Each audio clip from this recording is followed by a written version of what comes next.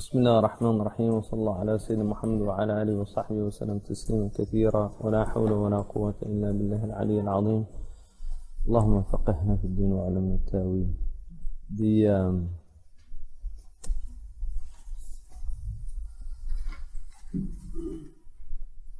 It's also discouraged to performing prayer between the pillars of a masjid. So if you go into masjids in the Muslim world, you have pillars in the older ones, the larger ones, and it breaks the line. Like in Medina, if you go to the Prophet ﷺ's mosque, you'll see people pray between the pillars.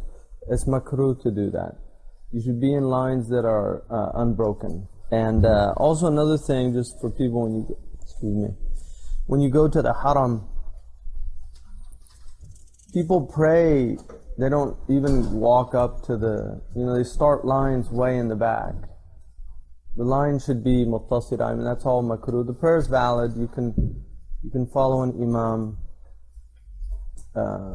Some of the ulama say you can't, like Jummah is invalid if you pray in the hotel, with the imam, because you can hear the imam. You pray in the hotel, it's not valid. You actually should be. But for a fard prayer, if you were going to lose the prayer, you could do that. Even across a river, as long as you can do the iqtida with the imam. Also in the Maliki madhab, there's not a stipulation that you're behind the imam. It's makruh to pray in front of the imam unless there was a reason for it. So in the Hanbali madhab, the prayer is invalid in front of the imam, which is why in Medina there's a line that says your prayer is invalid beyond this line. So that's not true. It's not invalid if you're not Hanbali. It's invalid if you're Hanbali. So those praying in front of the imam without necessity.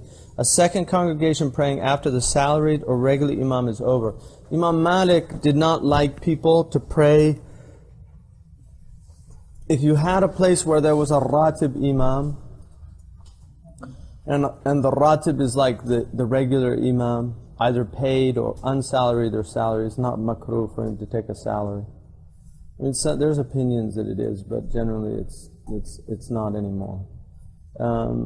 But if you have a salaried imam or a ratib imam, then once that prayer is done, the congregational prayer is over in the masjid.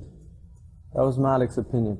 Now the reason for his opinion is, and it's something that's happened and happened then obviously, but is that there were two main reasons. One, that people who do not like the imam or his aqidah or think that's, he's Ash'ari and we're not, or he's Salafi and we're not, that they would use that as an excuse to come after his prayer, and then they would form their own jama'ah. And so it creates division in the house of Islam to do that. That's the main reason. The other reason is that people get lazy about praying with the congregational prayer. The blessing is 27 times greater than the prayer that's not in congregation. And then there's blessing of the steps to the masjid, all those things. So if you go, according to Imam Malik, you should only pray. If you come in with a group, you should pray separately. That's his position. So you don't do the prayer in jama'ah. The other imams don't have a problem with that, so Shafi'is do that and others, but that's the Maliki position, is that you... What if the group that you're coming in are traveling? Yeah, no, you shouldn't do congregational prayers in the masjid, because it creates confusion as well for other, because somebody comes in later and they think you're praying Asr, you're actually praying Dhuhr because you delayed. You see what I mean? And Malikis have to have the same niyyah as the imam. What's that?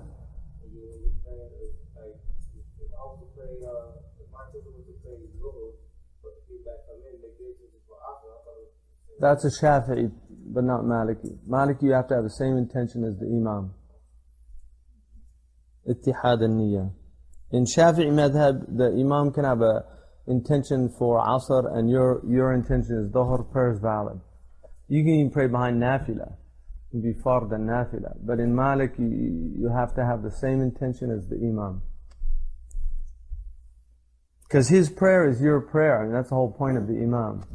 So if he's praying one prayer, you're praying another prayer, there's not a... How is he carrying your prayer? You see, I mean, that's the purpose of the imam. That's his position, so... and then Sidi Khalil adds, these are not in Ibn Ashar. Sidi Khalil adds, for the followers to be lower than the imam, right? So it's best to have them on the same thing. Followers can be lower than the imam if there's no intention of elevation of the imam, or the imam has takabbur. If he has takabbur, it's invalidated, the prayer. But they say it's labas if it's like a handspan, it's not much. So you have a slant in the masjid, like the wall or something. But generally they should be of on an equal plane. Obviously the people can be above the imam, like in a second story, third story, that's fine. But they should not be lower. And then for a man to pray amongst the women is makruh. That was that thing, the progressive Muslim thing about, there's nothing in fiqh that says a prayer is invalid. That's true. Nobody ever said that in the history of Islam. You can pray next to a woman, your prayer is valid. But it's makruh. Yeah. Pray next to her, yeah. That happens all the time in the haram. I've prayed right next to women. I've prayed women in front of me in the haram. Because you can't even get out. You're just trapped. So the prayer is valid. That's the point. But it's makruh to do that. And obviously, if the intention is to pray next to her, then it's haram. If that's what you're doing. But if you're in a situation, the masjid was full and there's a woman praying on this side or something, that happens. This happens in the haram. And you also pray next to women in Medina. There's a barrier, but you're praying next to them. They're alongside you. That's the point. Women can pray in front or behind you. The Sahabiyat prayed there was no barrier between them and the Prophet. In fact, one of the women, in a riwayah, poked one of the men, to get him to move ahead.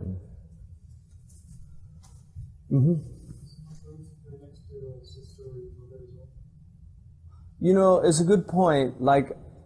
I personally, I don't like my boys to pray behind their mother. Because I just don't like the message that it kind of sends. That's my personal ijtihad. So my wife prays to the side of the boys, not with them, but she prays to the side.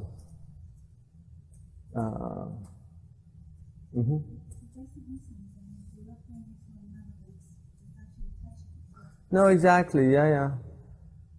It's still valid, unless you're a Shafi'i.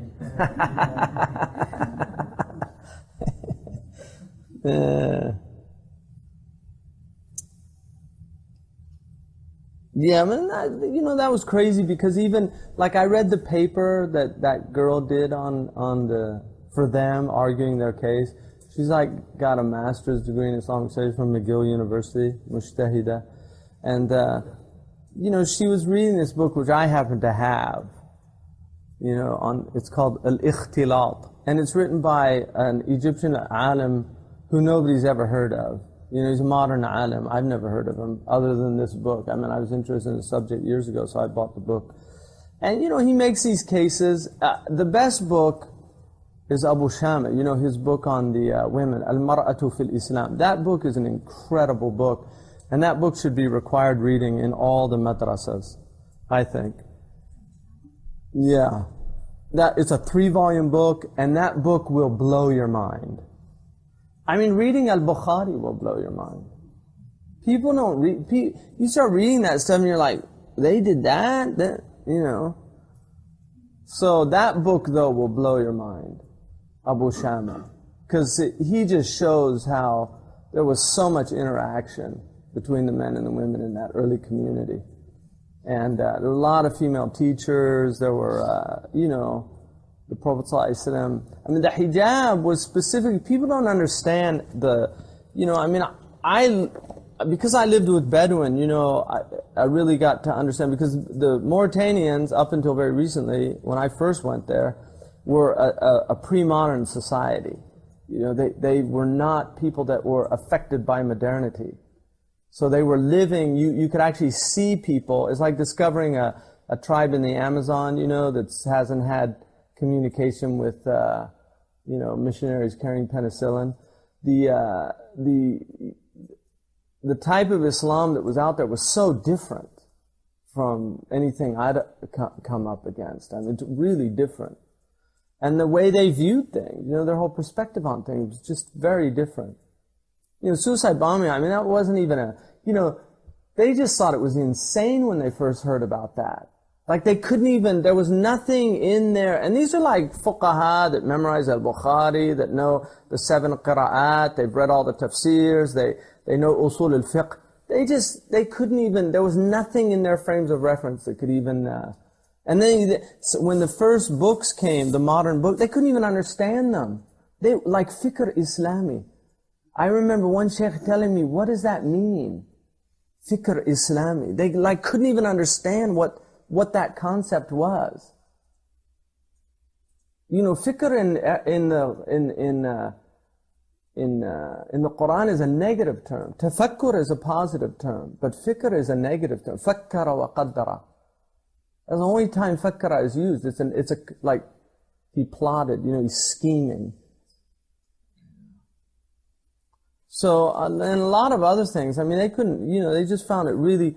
So, a lot of the modern stuff that goes on is but one of the things that was very clear to me is, because in Mauritania there were still, when I was first there were still ima, there were still women that were in a state of, riq, of bondage like that.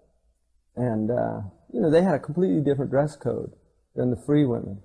So there were women walking around topless, in front of the ulama. I mean, I remember the first time I was this girl, she couldn't have been more than 18, 19, and she came in serving tea, topless. And, I was like 19 or something, and it was a shock for me, I mean, in our culture, that topless bar is a very,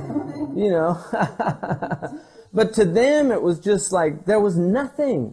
And I remember asking one of the people, doesn't that bother you? And he's like, what? And I said, she came in here without any shirt on. He said, Al-Amma, like her? It just wasn't even it's just, because that was their culture. That was how they were, it was just how they were raised. There was and that made me realize, one, that the hijab doesn't have anything to do with covering ornaments in that way. It has to do with something else. About the dignity of being hurra. So, I mean, it's just very, but the argument that she put forward, none of that, zero. There's nothing in the early tradition that would warrant like a woman being out in front or praying. Nothing. Haram, there's nothing in there that says she was out in front. The ulama that did say that a woman could lead the prayer said she led it from behind if there were men involved, or she led it within the ranks for women that were involved. She doesn't go out in front. There was nothing in there also about that would warrant. The Sunnah is very clear. The Hadiths are very clear. The Prophet ﷺ had the men, the boys, and then the women in the very back. And he said the best lines of the men are the first lines, the best lines of the women are the ones in the far rear. And then also, the men used to, their nakedness would get exposed because their clothes. They didn't have, their clothes were so. And so the Prophet actually told the women to wait until to give the men some time so that they wouldn't be exposed to their nakedness. Do you recommend the book It's not bad. I mean, at the time it was like a scandalous book. But now, and it shows you how much has changed. There's actually a lot of useful stuff in that book, and I think the majority of that book is true. It's pretty tame by today's standards compared to what is being put out there now. But the best one is Abu Shama, because he's a traditional, he's an alim, Syrian, like real alim. And so he's giving you an orthodox Sunni perspective. He doesn't have agenda, he really genuinely wants to, just to put women back on equal footing, and just in terms of the cultural things that have been done to women that are largely, a lot of them came out of Byzantine culture. The niqab came out of Byzantine culture. The types of, because the Christians, the women in Eastern Orthodox Christianity were less than human. The debates about whether they had souls, they're complete minions of the devil, And so there was that whole psychology, which the Prophet ﷺ did not have that. And he warned men, but a lot of those hadiths are, they go both ways. And then some of the ulama, you have to take, like Imam al-Ghazali, most of what he says is solid. When it comes to women, Imam al-Ghazali is somebody that you just have to take with a grain of salt. Because one of the things about great people is great people generally are not people of their time. It's like Benjamin Rush. David, you know who Benjamin Rush is? Benjamin Rush, one of the signers of the Declaration of Independence. He was a doctor from Massachusetts. Benjamin Rush was one of the, he really felt like slavery had to be dealt with at that time. And he was completely opposed to slavery. He was very, he worked with the African churches in Boston. If you read some of his writings, they're just beautiful writings, about the spirit of brotherhood that he found in the black communities there. But he wasn't a man of his time in that issue. He was way ahead of his time. If you look at somebody like Washington, he was a great man, but on certain things, he was a man of his time. And in some ways, you can't blame people for being men of their time, or women of their time, because they're raised in that, whatever that ignorance is, or whatever that perspective is that is left for later generations to address. They're raised in that, So it's easy to detract now with our enlightened position, say, oh, they were slave. But if we were living that time, if you were a white person at that time, that probably would have been your attitude, unless you were not a person of your time. And that's the way Imam al-Ghazali is on most things. He's not a man of his time. He's a universal man. But on certain things, he reflects the time he's living in. And with the women, that's certainly true. Dr. Winter might disagree with me on that, but that's my view on that. Mm-hmm.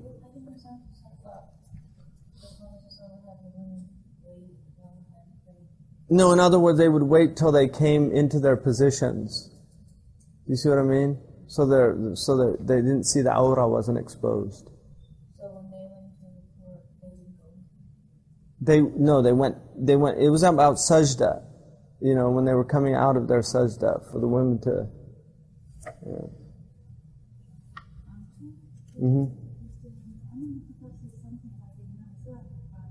not covering their head. He didn't let them cover their head.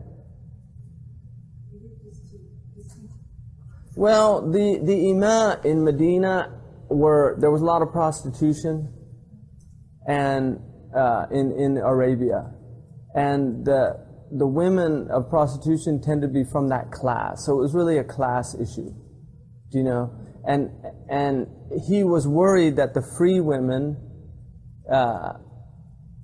if they looked the same, then they would accost the free women. And that is one of the reasons why it tells the women to cover their heads and their boobs, because so they don't get accosted. It says It's better not that you won't get accosted. So it was kind of a sign of saying, look, I'm not a prostitute. I'm not. So, I mean, people forget that that was an aspect of that society. There was a lot of, prostitution that wasn't eliminated right away, in Medina, in Mecca. Mm-hmm. It's very interesting because in Dubai, I know like the prostitutes, some of them are certain by rabbis. Yeah. There's a lot of problems. Yeah. No, exactly. Because people think, it's one of those things. It's definitely a socioeconomic issue, and it's an interesting aspect about early Islam. I mean, it's worth studying it, to look at it. It's a social problem that they were attempting to address. I mean, these things are really hard to eliminate in societies, and so that's why we have sleazy parts of town. Like people, what Imam Zayd said, it used to be that there was the sleazy part of town, but now the whole town is sleazy. So in the old days, you had to go to a certain place if you wanted drugs, if you wanted prostitution, but now it's permeating the whole society, all those aspects. So that's an attempt to marginalize a problem. There's no doubt about that, and it's also indicative of the fact that it's a socio-economic problem, because the Quran says, do not force your ima into prostitution. The Quran tells, so that was obviously something that was happening, or else the Quran wouldn't have addressed that, as an issue.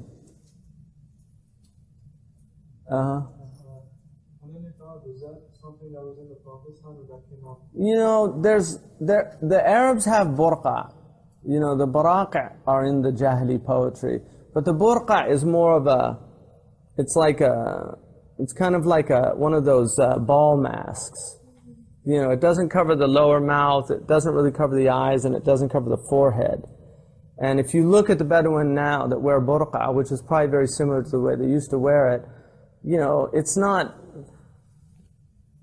not so much of a veil, it's something else really. It's definitely doesn't strike me as a... But anyway, the niqab itself is prohibited on Hajj for a woman to wear a niqab. And that's indicative of socioeconomic, because niqab's distinguished. So it was an upper class thing that certain women wore niqab. What's interesting is lower class people tend to imitate upper class people in healthy societies.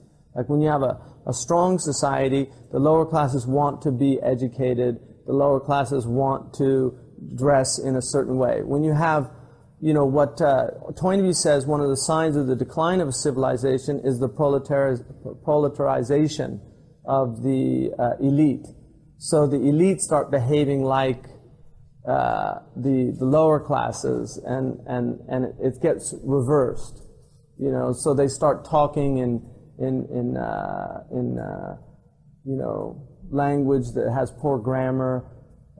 They dress, the kind of slouch culture that's all negative signs. The Prophet ﷺ's, his culture, he encouraged all the, erudition, speaking well. Sayyidina Umar, when he heard the man speak grammatically incorrect, they were shooting arrows, and he said, you need to practice more, because he was missing the target.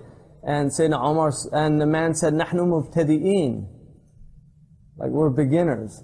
And Sayyidina Umar said, "Lahnuka, your incorrect grammar, it's a harder hit to me than your bad archery," because he should have said, "Nahnu mubtadi'un," right? Mubtada khabar marfu'. So, but that, that's a sign, that's a bad sign when you lose grammar. It's a sign of a culture, on their way out. Because, like debasement of courtesy, debasement of language, debasement of human dignity, all those types of things are indicative of a society that's on its way out, So,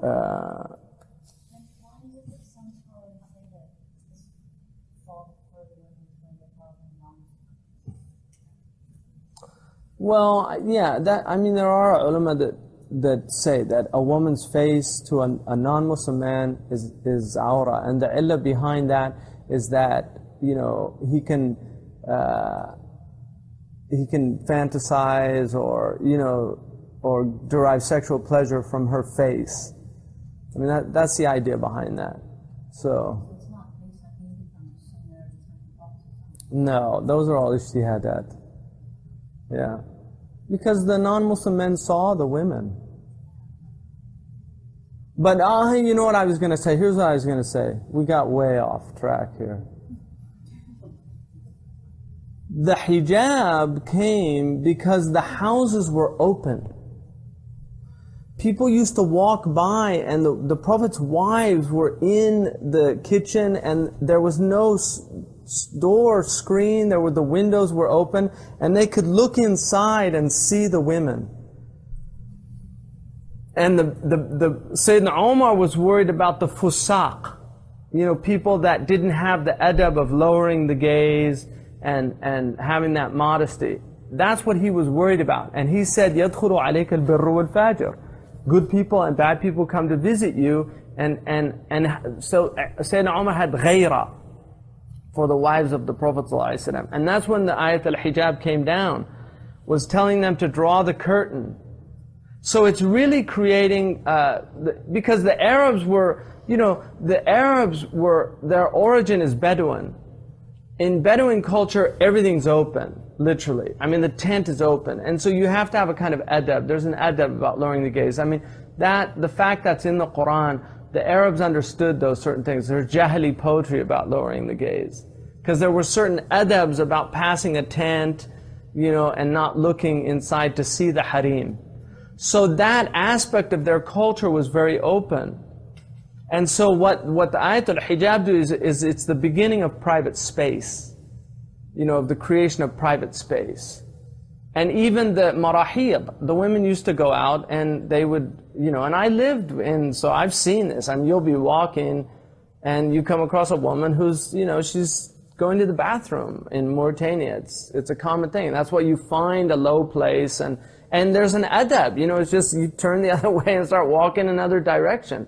But that aspect, the Prophet's mission comes and it's a transition from that kind of public, social life in which, you know, privacy is very limited, to really the institutionalization of privacy. You know, the idea of having, you know, coming to a house and asking permission to come in. The Bedouin don't do that. When I was in Mauritania, people come into house and they'll just walk in and sit down and, you know, that's just their culture. If nobody's home, you just go in. So, anyway, that was my point about that. Mm-hmm.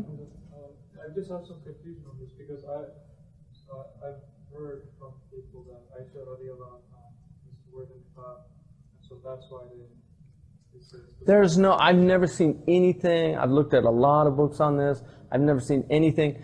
There, you know, what the Iranian women do, that's true. They used to pull the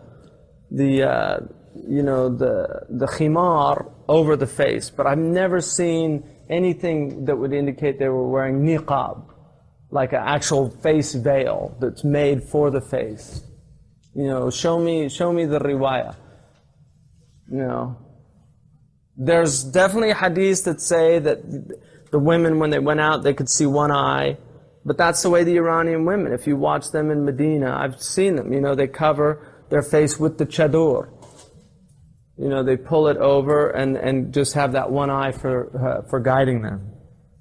So, but you know, it's not a Maliki position, the niqab, you know, it's the face is not awra and the hands are not awra. It's not a Maliki position. It's in the other madhabs. Shaykh Abdullah bin Bayya told me that of all, it's not in any of the four madhabs as a mashhur of their imam. That's what he told me. He says an ijtihad of their scholars.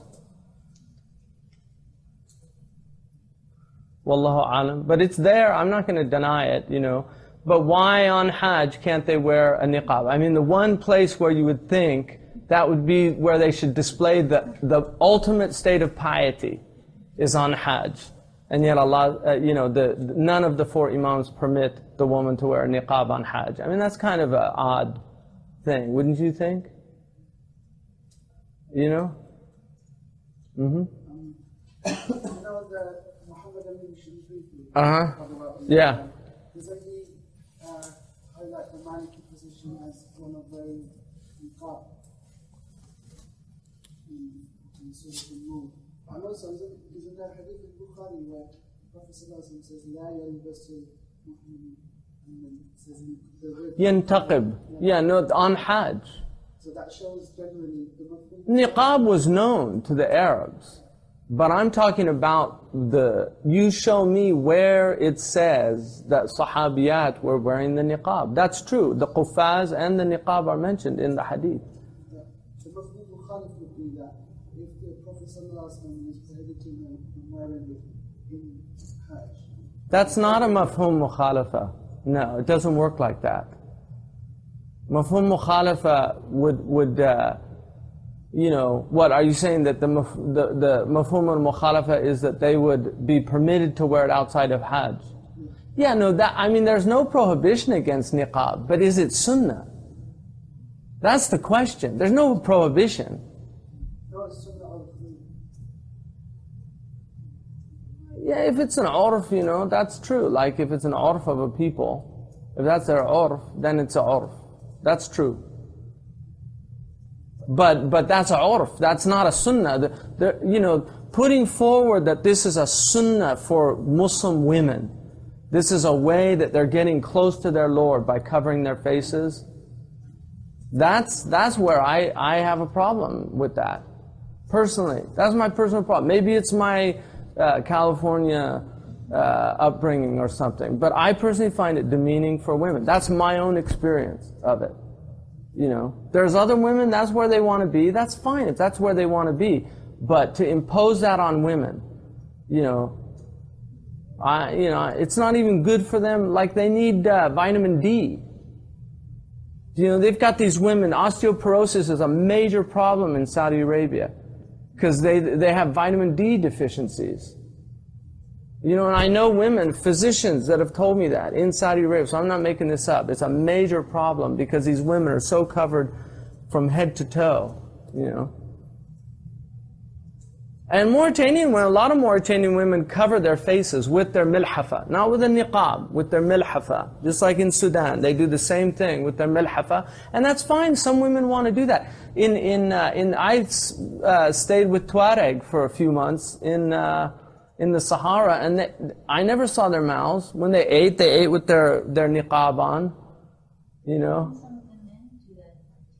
Yeah, no, the litham. They wear the litham, and Arab men did that. But the Tuareg do it, they don't show their mouths, the men. In their culture, it's the opposite. The women eat with you, they sit with you, and you can see their mouth, but the men won't eat with you like that. They cover their mouth the whole time they're eating. And their women are sitting. They don't have any problem with their wife eating with you. Imam Malik, in the Muwatta, which is a Sahih hadith, was asked about women eating with their husbands with their guests. I mean, right? It's right there in the Muwatta.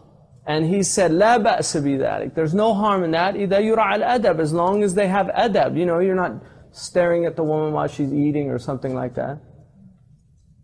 So anyway, that's, I'm not gonna, I acknowledge and accept those other positions. I'm not saying that. The Maliki position is the face of a woman is not awrah. It's not awrah. That's all. And that is, I believe that's the only type of Islam that's going to spread in the West. I mean, do you see, like, our women, I just don't think they're going to go for it. Hillary Clinton's not going to go for it. I mean, the hair, yeah, because bad hair days are problems in the West, and it's a multi-billion-dollar industry, So, hair makes perfect sense to me, because hair is, women have such trauma with hair. You know, having to always, every day, do this thing with their hair. So, and that's why, you know, they used to wear scarves a lot. And, you know, my mother, when my mother was in her 20s, she's old now, because my mother's almost 90. When my mother was in her 20s, she was from a wealthy family. She could not go out of her house without a hat, a mesh, and gloves. I mean, and they called it a face veil. She had mesh over the hat, you had to wear the mesh, and she had to have gloves on. And that was like, if you didn't do that, it was shameful.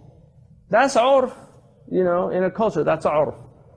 That's completely gone, that idea from this. But even men, the urf of men in this culture, you had to wear a hat if you went out in public. That was urf, to cover the head. What's that? Wigs, women used to wear wigs. Jewish women, that's what they do. Because Jewish women have, you know, the Talmud says, this is only Hebrew I know, Sa'ru ben sha' avra. You know, women's hair is nakedness. Yeah, avra. I asked a rabbi about what the ruling on it was. And he said, that's the Talmud. That's their fiqh.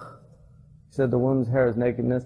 So the women shave their head, some of the Orthodox women shave their head and they wear wigs. And some wear the scarves. In fact, one of these women came up to my wife, asked her how she tied the hijab, and she said, you know, I just got so tired of it. So then she shook her little wig. She said, I just wear a wig now.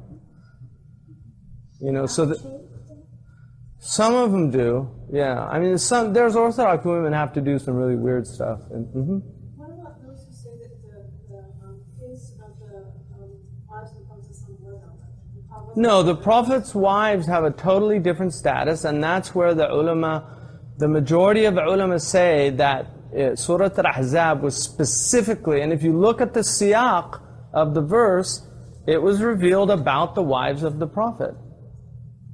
And they were told to stay in their homes, not to go out. They still went out, you know, for their needs. It was permissible for them to go out for their needs. But they were told to stay in their homes, and they were told to draw a curtain between them. And when Maktub came in, the Prophet ﷺ, you know, they were sitting there and they said, he's blind. And the Prophet ﷺ said, are you two blind? You know? In other words, it goes both ways.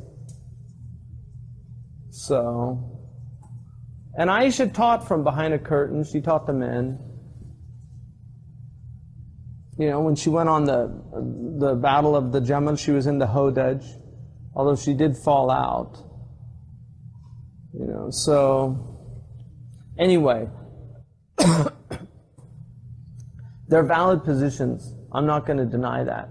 And there's valid ulama that argue both ways.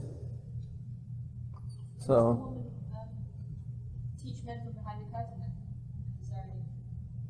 Well, that was specific for Aisha. I mean, there's women that taught in the haram of Mecca. Hani taught in the haram. She taught hadith. You know, there's women that taught traditionally in you know, pre-Ottoman Islam. The women were teaching publicly. You know. So, I mean, we have to, you know, the modern world, we're going to have to deal with this fact that things have changed. You know, you're not going to put the genie back in the bottle. And so what we need to do is work out how, you know, how our societies can, you know, best guard the essentials of Islam and the spirit of Islam without compromising those things, but at the same time acknowledging that the world, the modern and postmodern worlds are very different from the pre-modern world. And I'll tell you another thing, and I believe this. You know, I don't know why we got off on this subject, but you know, de Tocqueville wrote a book called Democracy in America. And there's a section in there in which he talks about one of the things that really struck him about America was that there was far less hanky-panky than there was in France and Europe generally. And he said he thought a lot about why that was. He said people were very sensitive to adultery and fornication, there was generally a very strong spirit against it, whereas in Europe that was not the case. And that's still true to a certain degree. You know, like politicians who are held to a higher standard than the average Americans. Like politicians are expected to be married, not to be living in sin, even though half this country is now no longer married, but politicians are still expected to be married. And they're expected to be faithful to their wives, you know, even though the statistics in the dominant culture indicate that that's not always the case either. But in Europe, they kind of laugh at that. They think it's the prudishness of Americans. You know, politicians in France are expected to have mistresses, and there's, you know, if they get, I'm in Bruscoloni, right, in Italy. Like, I mean, he's, you know, this guy's a prime minister, and he's has prostitutes come to his house and things like that. So, and he's in his 70s, you know.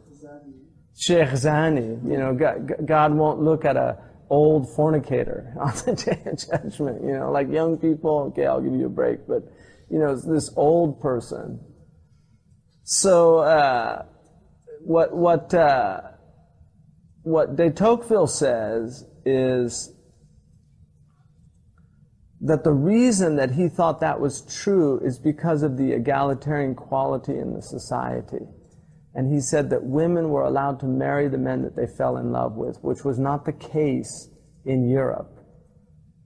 And he said because of the stratification in society, women and men would often fall in love, but the society would not permit them from consummating that love, so they would consummate it illicitly. When I read that, it just, I mean, the whole Arab thing just, boom, it just made so much sense to me.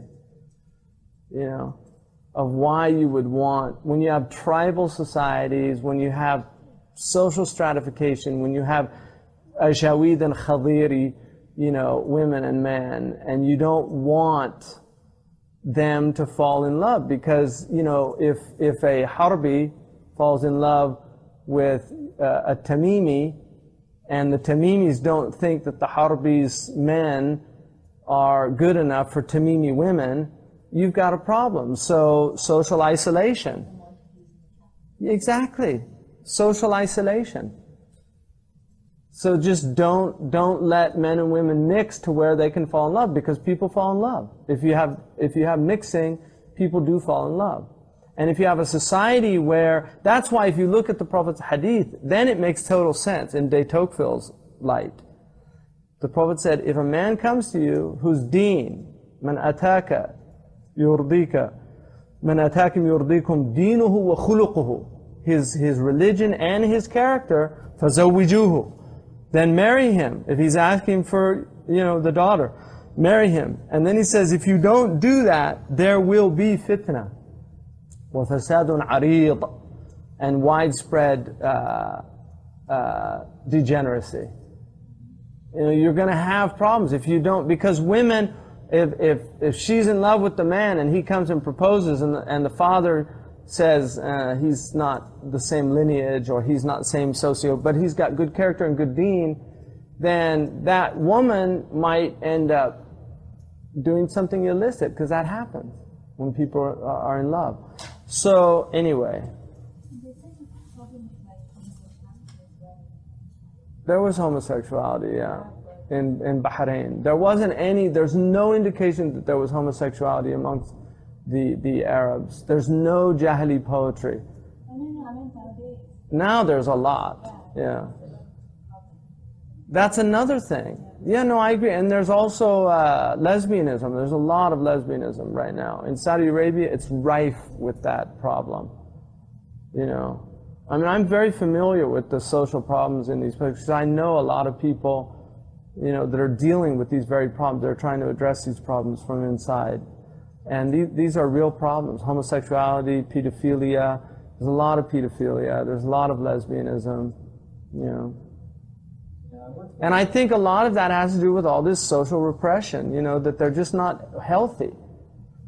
You know, it's what one of those comedians said, you know, the only thing that could get a woman in a beehive is religion. You know, the beehive costume. But then he said, you know, because he was talking about the Muslim world. He said the only thing that could get a woman in a beehive costume, a beekeeper's costume, is a religion. But then he said, you know, in our culture, though, I feel sorry for one class of women, prostitutes. Because in the old days, you could tell who they were. He said, now all our women look like prostitutes. So it's hard for them to advertise. And to me, that you know, artists have, they often have, you know, interesting insights. It's like, we're both way out of balance. You know, this culture is very imbalanced about these issues. But the Muslim world also, in trying to protect chastity, I mean, a lot of the impulses behind these things are noble. They're not ignoble. They're noble impulses. Trying to protect women, you know, trying to guard, because chastity, the iffa, the virtue of a woman is chastity. There's no doubt about that. And also, men, because they're weak, the onus is definitely greater on the woman because of the weakness of men. Women don't have the same type of weakness that men do in that area. And that's why there's a stronger onus on the woman to guard her chastity. And that's why if you look at the repercussions of these things, they fall on women more than they fall on men. Right? The illicit child goes to the woman. It doesn't go to the man. You know, if he denies it, that's it. If there's no evidence, even if she says he's the husband, Sharia goes with the man. So the onus is greater on the woman to guard her chastity.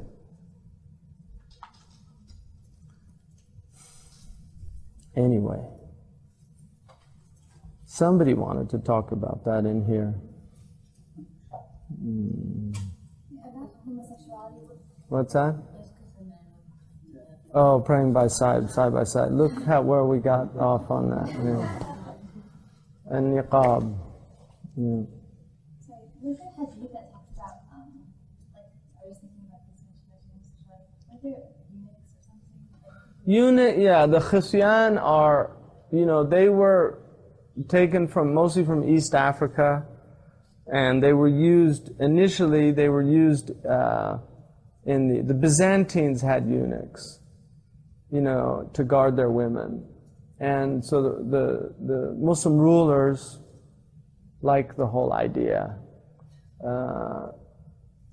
But the haram used to have, they're still there. I wanted to do a documentary. I actually tried to get permission from the government because I really want to do, because they're dying out, you know, and they're really interesting people. You know, has anybody seen them in the haram? Yeah, they're almost gone. You know, they're Africans from Zanzibar mostly, and they're very big. They wear turbans. They have a sash, belt, and a white robe. There are only a few left. They're very, very old. But you know, almost 30 years ago when I first went there, they were, you know, in their 50s and 60s, and there were quite a few of them. They're dying off now, but it's one of the richest. I mean, the Saudi government's kind of waiting for them all to die off because it's one of the richest awqaf in Mecca and Medina. They have so much land. They're very wealthy because there was so much given to them because they were the people that guarded the Haram Sharif, the eunuchs in both Mecca and Medina. You can still see one or two if you go to the Sufa and you'll see them sitting there. They're very old now. They're very distinct. They don't have beards. They have very high-pitched voices, and most of them, they're very learned too. But they were castrated as children, and then given to the haram by their families. So it's totally haram. It's a horrible thing to do to somebody. But I mean, that was one of the negative cultural aspects of the Muslim world, and a lot of other things. You know, it's just some of our negative cultural aspects we buttress up with dalils from the book and the sunnah. And other ones, we just recognize them for what they are, but they're kind of still around. So, and they're discouraged for the salaried or regular imam to be a person of unknown repute. So Hayy ibn Ubayy or Hayyan ibn Ubayyan is somebody you don't know who they, the stranger that just shows up to town and applies to be imam. You don't know if he's come from another place because he was chased out for skirt chasing or something like that. I mean, who knows? So it's good to find out who your imam is. Someone who has homosexual tendencies is called ma'boon, and has repented from a homosexual, or has repented from a homosexual act, but others still suspect him, and they speak about him. The ma'boon is, he's described as effeminate, somebody who tends to be effeminate. Ubna, it was what homosexuality was called. It's a disease. They called it the itching disease, and it was seen as like an unhealthy, they saw it as a disease, just like it used to be up until 1978 in the United States. It was considered a disease in the Diagnostic Statistic Manual. I think the last one that had it was the third one as a disease. It was considered a disease. And the man that finally convinced the Association of Psychiatrists to take it out of the DSM-3R later recanted several years later, and he said he felt he'd made a big mistake. So that's kind of an interesting. And there's a whole spectrum of homosexuality. You have the flaming, the really, and then you have the very perverse, and and then you have a far less. So there's a whole spectrum of that, but all of it is haram, and they shouldn't be imams. But it's makruh. If a homosexual is prays, the prayer is valid as long as they la yastahillu, as long as they don't consider the act permissible. Their prayer is valid, and the person praying behind them, their prayer is valid. And then uncircumcised, also its aghlaf is makruh. The prayer is valid.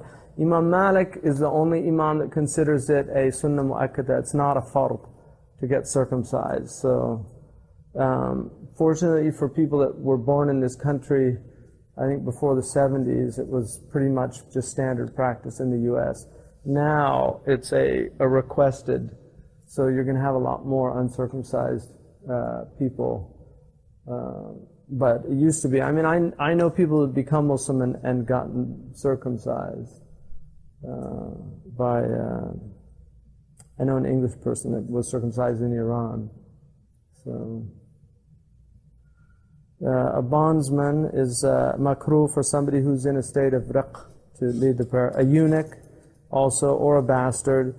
And now, this is an important point, and I asked Sheikh Abdullah bin Bayy about this.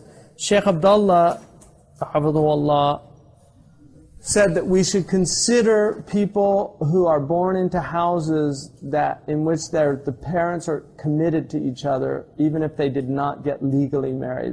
We should consider those people legitimate children. Because there's a lot of people like that now, that their parents weren't married, but they were in committed relationships. And so he said that, because I told him we have this problem, and my own